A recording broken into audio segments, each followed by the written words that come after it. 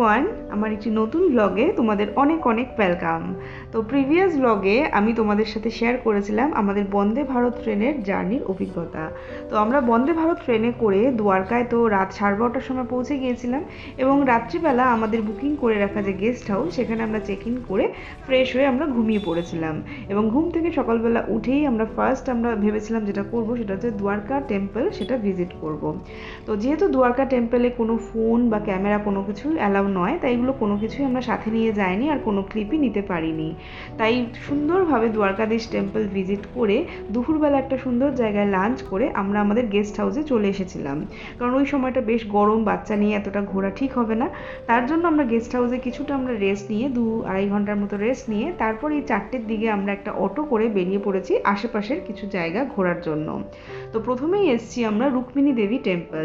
এটা দ্বারকা সিটির মধ্যেই অবশ্যই, কিন্তু দ্বারকাধীশ টেম্পল থেকে এটা ওই 3 কিলোমিটারের মতো দূরত্ব।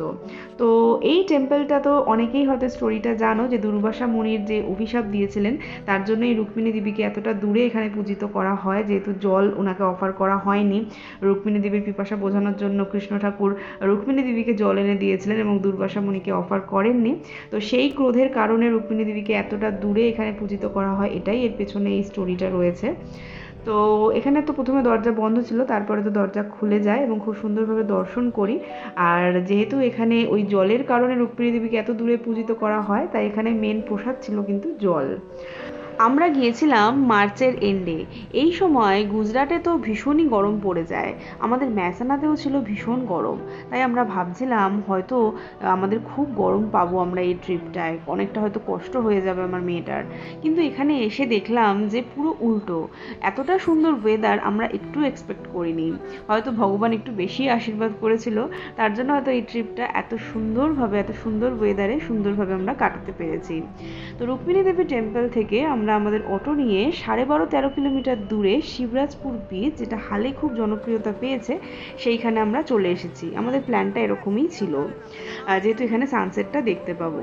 তো এই বিচটা ব্লু ফ্ল্যাগ বিচ হিসাবে তকমা পেয়েছে, ইন্টারন্যাশনাল তকমা, গুগল ঘেটে যতটুকু জানা যায়। এবং এই তকমার জন্য যেগুলো লাগে সেটা হচ্ছে এর বিচের বালিটাকে হোয়াইট স্যান্ড হতে হবে, ওয়াটার ক্রিস্টাল ক্লিয়ার হতে হবে এবং বিচটা ট্যুরিস্টদের জন্য ইকো ফ্রেন্ডলি, এইসব কারণে এটি ব্লু ফ্ল্যাগ বিচের তকমা পেয়েছে। কিন্তু এটার বালি হোয়াইট এবং জলটা ক্রিস্টাল ক্লিয়ার, এটা সত্যি, যেটা খুবই সুন্দর লাগছিল, শুধু নীল আর নীল। কিন্তু বিচটা সামহাও আরেকটু পরিষ্কার হওয়ার প্রয়োজন ছিল, কারণ যেহেতু এখানে ক্যামেল রাইড বা হর্স রাইডগুলো হচ্ছে, তার ফলে বিচ নোংরা হওয়াটা স্বাভাবিক, কিন্তু বিচটা পরিষ্কার করার দায়িত্বটাও কিন্তু দরকার। কিন্তু সেইটা আমি দেখলাম না, তাই সামহাও বিচটা একটু নোংরা লেগেছে আমার। তো বেশ অনেকটা সময় কাটাই, আর সানসেট আর সানরাইজ আমার মনে হয় ভ্যাকেশনের সবচেয়ে বড় পার্ট, তাই না বলুন? এইটা যদি দেখা যায় তাহলে ভ্যাকেশন একদম সার্থক। আমাদের তো সেটাই হয়েছিল, খুব সুন্দর সানসেট দেখি আর খুব সুন্দর বিচের ধারে একটা কোয়ালিটি টাইম সবাই মিলে কাটাই। যেহেতু বিচটা এখনও অতটাও জনপ্রিয় হয়ে ওঠেনি, তাই এখানে সানসেট হওয়ার পরে পরে এখানে কিন্তু ট্যুরিস্ট সেরকম থাকে না এবং বিচও সেরকমভাবে বন্ধ হয়ে যায়। আর এখানে বিভিন্ন রকমের ওয়াটার অ্যাক্টিভিটিসও ছিল, তবে এখন হয়তো বন্ধ হয়ে গিয়েছিল।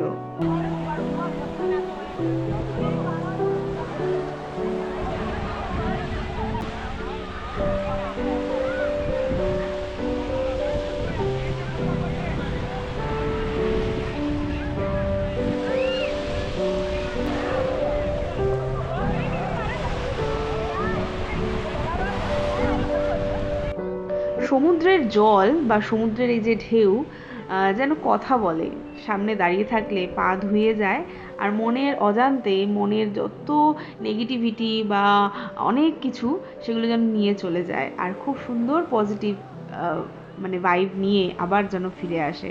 তো সমুদ্রের সামনে গেলে রোহান আর আমার দুজনেরই একটা জিনিসই মনে হয়, যে আবার ফিরবো, প্রমিস যেন মনে হয় বারে বারে ফিরে আসবো, এরকম একটা ব্যাপার। আর সমুদ্র যেন কথা বলে, সত্যিই তাই।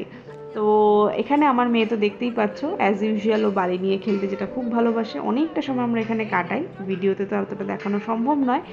তো তারপর আমাদের ওই 2-3 ঘন্টা পরে সানসেট পুরোপুরি না হলেও মোটামুটি হওয়ার পরে আমরা আমাদের ওই অটো করে আমরা আমাদের যে গেস্ট হাউস সেখানে ফিরে যাই।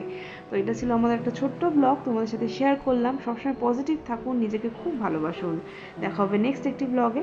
থ্যাংক ইউ ফর ওয়াচিং, সবাই খুব ভালো থাকবেন, টাটা।